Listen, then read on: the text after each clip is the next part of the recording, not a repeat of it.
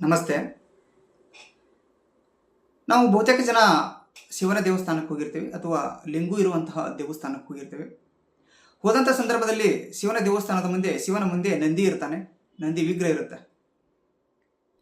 ರಾಮೇಶ್ವರಮಿಂದ ಕೇದಾರನಾಥ್ವರೆಗೂ ಯಾವುದೇ ಶಿವನ ದೇವಸ್ಥಾನಕ್ಕೆ ಹೋದರೂ ಶಿವನ ದೇವಸ್ಥಾನದ ಮುಂದೆ ನಂದಿ ಇದ್ದೇ ಇರ್ತಾನೆ. ಕೆಲವೊಬ್ಬರಿಗೆ ಪ್ರಶ್ನೆ ಮೂಡಿರಬಹುದು, ಯಾಕೆ ಶಿವನ ಮುಂದೆ ನಂದಿ ಇರ್ತಾನೆ, ಈ ಶಿವನಿಗೂ ಮತ್ತು ನಂದಿಗೂ ಏನು ಸಂಬಂಧ ಅಂತ ಅನ್ನುವಂಥ ಅನೇಕ ಪ್ರಶ್ನೆಗಳು ಮೂಡಿರ್ಬೋದು. ಸೇಮ್ ಪ್ರಶ್ನೆ ನನ್ನ ತೆನೆಯಲ್ಲಿ ಬಂತು. ಆವಾಗ ನಾನು ಶಿವಮಹಾಪುರಾಣ ಅನ್ನುವ ಒಂದು ಪುಸ್ತಕದ ಕೆಲವೊಂದು ಪೇಜ್ಗಳನ್ನು ತಿರುಗಿ ಹಾಕಿದಾಗ ನನಗೆ ಕೆಲವೊಂದು ವಿಷಯ ಗೊತ್ತಾಯಿತು. ಅದನ್ನು ಹೇಳುವ ಪ್ರಯತ್ನ ಮಾಡ್ತೇನೆ. ಶಿವನ ದೇವಸ್ಥಾನ ಮುಂದೆ ಯಾವಾಗಲೂ ನಂದಿ ಇದ್ದೇ ಇರ್ತಾನೆ, ಯಾವುದೇ ಶಿವನ ದೇವಸ್ಥಾನಕ್ಕೆ ಹೋಗಿನು. ಹಾಗಾದರೆ ಈ ನಂದಿಗೂ ಮತ್ತು ಶಿವನಿಗೆ ಏನು ಸಂಬಂಧ? ಯಾರು ಈ ನಂದಿ? ನಂದಿ ಯಾರಂತಂದರೆ, ಶಿವ ಯಾವಾಗಲೂ ನನ್ನನ್ನೇ ನೋಡಬೇಕನ್ನುವ ಹಠವಾದಿ ಶಿವನ ಪರಮ ಭಕ್ತ. ಈ ನಂದಿ ಅನ್ನುವ ಹೆಸರು ಪ್ರಾಚೀನ ಕಾಲದಲ್ಲಿ ಶಿಲಾದ ಎಂಬ ಋಷಿಮುನಿಗಳಿರ್ತಾರೆ. ಆ ಋಷಿಮುನಿಗಳಿಗೆ ಸಂತಾನ ಭಾಗ್ಯ ಇರಲ್ಲ. ಆವಾಗ ಕುಟುಂಬದ ಸದಸ್ಯರು ಅವರಿಗೆ ಒತ್ತಾಯ ಮಾಡ್ತಾರೆ, ನಮಗೆ ಸಂತಾನ ಬೇಕು ಅಂತ. ಆವಾಗ ಈ ಶಿಲಾದ ಋಷಿಮುನಿಗಳು ಅನೇಕ ವರ್ಷಗಳ ಮಾಡ್ತಾರೆ. ಮಾಡಿದ ನಂತರ ಶಿವ ಪ್ರತ್ಯಕ್ಷ ಆಗಿ ಕೇಳ್ತಾನೆ ಶಿಲಾದ ಋಷಿಮುನಿಗಳಿಗೆ, ಯಾಕೆ ಇಷ್ಟೊಂದು ಕಠಿಣ ತಪಸ್ಸು ಅಂತ ಕೇಳಿದಾಗ ಶಿಲಾದ ಮುನಿಗಳು ಹೇಳ್ತಾರೆ, ನನಗೆ ಸಂತಾನ ಇಲ್ಲ, ಸಂತಾನ ಬೇಕು ಅಂತ ಕೇಳಿದಾಗ ಶಿವ ಅವರಿಗೆ ಆಶೀರ್ವಾದ ಮಾಡ್ತಾನೆ. ಗಂಡು ಮಗು ಆಗುತ್ತೆ.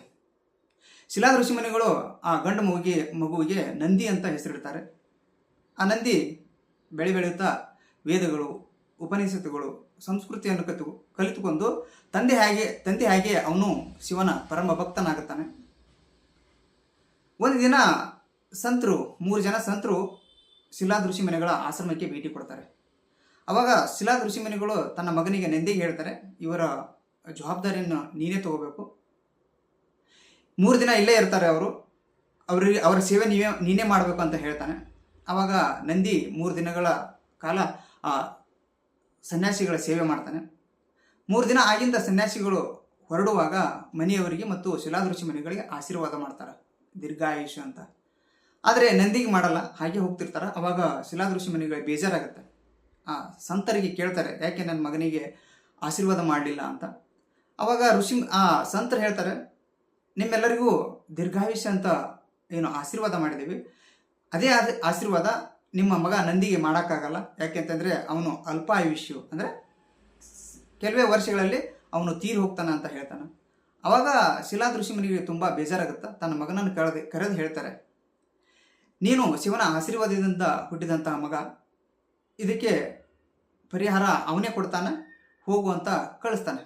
ಆ ನಂದಿ ಅವಾಗ ಹೋಗಿ ಮತ್ತೆ ಅವನು ತಪಸ್ಸು ಮಾಡೋಕ್ಕೆ ಕೂತ್ಕೋತಾನೆ, ಕಠಿಣ ತಪಸ್ಸು ಮಾಡ್ತಾನೆ. ನಂದಿ ಹೆದರಲ್ಲ, ನಾನು ಅಲ್ಪಾಯುಷ್ಯ ಅಂತ ಹೆದರಲ್ಲ, ಆದರೆ ಶಿವನಲ್ಲಿ ಭಕ್ತಿ ನಿಷ್ಠೆಯನ್ನಿಟ್ಟು ತಪಸ್ಸು ಮಾಡೋಕ್ಕೆ ಪ್ರಾರಂಭ ಮಾಡ್ತಾರೆ. ಅನೇಕ ವರ್ಷಗಳ ನಂತರ ಶಿವ ಮತ್ತೆ ಪ್ರತ್ಯಕ್ಷ ಆಗಿ ಆ ನಂದಿಯನ್ನು ಕೇಳ್ತಾನೆ, ಯಾಕೆ ಇಷ್ಟೊಂದು ಕಠಿಣ ತಪಸ್ಸು ಮಾಡ್ತಾ ಇದ್ದೀಯ ಅಂತ ಕೇಳಿದಾಗ ಅವಾಗ ನಂದಿ ನನ್ನನ್ನು ಆಯುಷ್ಯ ಜಾಸ್ತಿ ಮಾಡುವಂತ ಕೇಳಿಲ್ಲ, ಹೆದರಲಿಲ್ಲ. ಅದರ ಬದಲಾಗಿ ಯಾವಾಗಲೂ ನಾನು ನಿಮ್ಮ ಜೊತೆ ಇರಬೇಕು ಅಂತ ಕೇಳ್ತಾನೆ.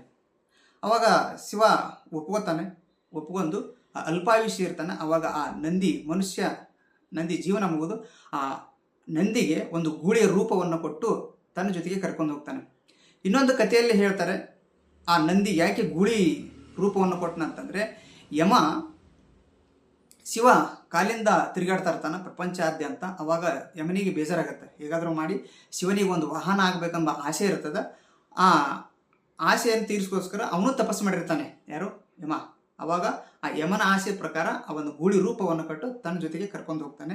ಅವಾಗಿಂದ ಇಲ್ಲಿವರೆಗೂ ಆ ನಂದಿ ಯಾವಾಗಲೂ ಶಿವನ ಮುಂದೆ ಇರ್ತಾನೆ. ಆ ನಂದಿ ಆಸೆ ಇರುತ್ತೆ, ಯಾವಾಗಲೂ ಶಿವ ನನ್ನನ್ನೇ ನೋಡಬೇಕು, ತಪಸ್ಸು ಮಾಡಿ ಕಣ್ಣು ತೆಗೆದ ತಕ್ಷಣ ಅವನ ಮುಂದೆ ನಂದಿ ಇರಲೇಬೇಕು. ಯಾಕಂದರೆ ತಪಸ್ಸು ಮಾಡಿ ಶಿವ ಯಾವಾಗ ಕಣ್ಣು ತೆರಿತಾನೋ ಆ ಶಿವನ ಕಣ್ಣು ನೇರವಾಗಿ ಆ ನಂದಿ ಮೇಲೆ ಬೀಳಬೇಕು.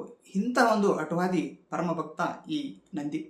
ಯಾವಾಗಲೂ ಶಿವನ ಮುಂದೆ ಇರ್ತಾನೆ. ಕೆಲವೊಮ್ಮೆ ನಂಬಿಕೆ ಪ್ರಕಾರ ಕೆಲವೊಂದು ಭಕ್ತರು ನಂದಿಯ ಕಿವಿಯಲ್ಲಿ ಹೇಳ್ತಾರೆ ತಮ್ಮ ಹರಿಕೆಗಳನ್ನು.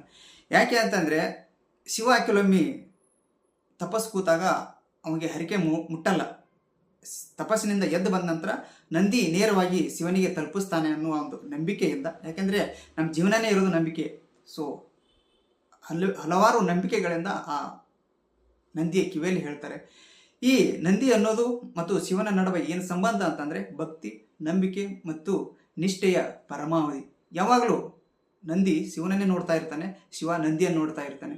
ಒಂದು ಈ ನಂದಿ ಅನ್ನೋದು ಕಾಯುವಿಕೆ, ಕಾಯ್ತಾ ಇರಬೇಕಷ್ಟೇ, ಏನೂ ನಿರೀಕ್ಷೆ ಇಲ್ಲ, ಕಾಯ್ದು ಶಿವನಿಗೋಸ್ಕರ ಕಾಯ್ದು. ಇಂತಹ ಒಂದು ಪರಮಭಕ್ತ ನಂದಿ ಅನ್ನೋದು ಶಿವನ ಬಿಟ್ಟು ಇರಬಾರ್ದು ಅನ್ನೋ ಉದ್ದೇಶಕ್ಕೋಸ್ಕರ ಅವನು ಪಡ್ಕೊಂಡಂತಹ ವರದ ಕಾರಣ. ಎಲ್ಲಿ ಶಿವ ಇರ್ತಾನೋ, ಎಲ್ಲಿ ಲಿಂಗು ಇರುತ್ತೋ ಅಲ್ಲಿ ನಂದಿ ಇದ್ದೇ ಇರ್ತಾನೆ. ಧನ್ಯವಾದ.